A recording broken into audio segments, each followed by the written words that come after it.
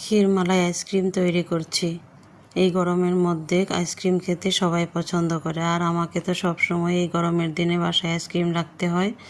আর সবচেয়ে যে আইসক্রিমটা আমি বেশি তৈরি করি সেটা হলো এই ক্ষীরমালাই আইসক্রিম। আমার হাজব্যান্ড আর আমার বাচ্চারা খুবই পছন্দ করে এই ক্ষীরমালাই আইসক্রিম।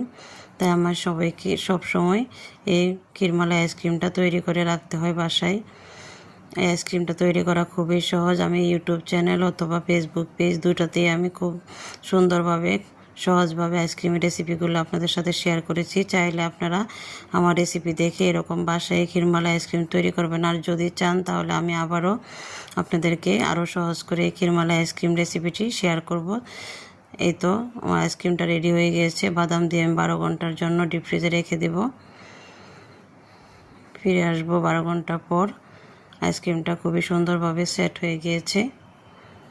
এই তো খুবই স্মুথ আর সিল্কি হয়েছে, খেতে ভীষণ মজা হয়েছে।